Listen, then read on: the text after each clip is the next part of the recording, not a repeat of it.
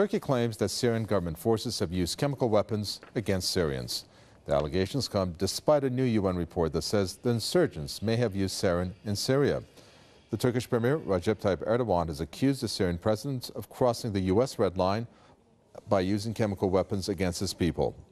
Erdogan said, according to Turkish intelligence, Syrian forces have fired missiles containing chemical material. However, he rejected reports that insurgents may have used chemical material, saying they have no access to such weapons.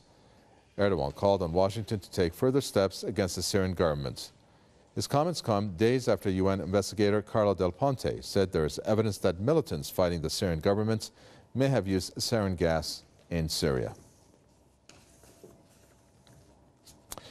Let's bring in Ibrahim Alouche from Zaytuna University, who joins us from Amman, Jordan, to share his thoughts on this. Ibrahim Alouche, why are we having Turkey join, for example, the UK in saying that the chemical weapons have been used by the forces of the Syrian government, when you have a UN investigator, Carla Del Ponte, who has said it was the insurgents who used chemical weapons? Good evening. I think there are two reasons for this most recent accusation.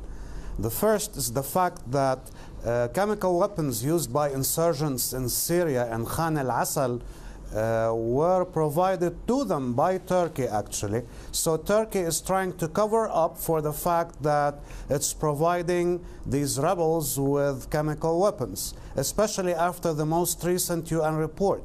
The second reason is the fact that the US administration has said that if chemical weapons were used in Syria, then that would be enough grounds for the United States to interfere militarily and directly in Syria. So you have Turkey and the UK arguing that the Syrian regime has been using chemical weapons, thus providing the excuse for direct military intervention. In fact, providing an excuse for the most recent Israeli airstrike on Syria, and trying to hamper the possibility of a political solution in Syria, especially after the most recent meeting between Kerry and Lavrov. So this is meant to sabotage a political solution in Syria.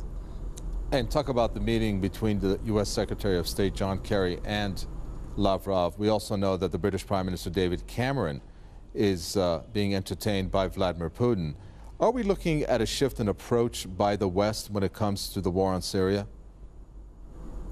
Well, there's definitely an increasing tide towards accepting a political solution in Syria, but this has been going on and off for the last year or so, where you have forces within the West trying to reach some kind of agreement with Russia over Syria. At the same time, you have forces that are trying to pull back any possibility of a political solution, including the UK, which has said recently, actually in the last couple of days, that it's looking into convincing the EU to lift the ban on providing lethal aid to rebels within Syria. So the more the Syrian army succeeds in prevailing on the ground, and the more the rebels fail on the field, the more likely a political solution would be reached.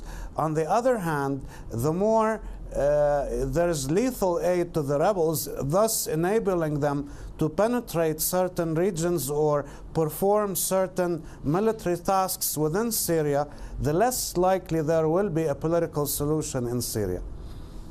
Thank you so much for that. We do appreciate it. Ibrahim Alouche there from Zaytuna University talking to us from Amman.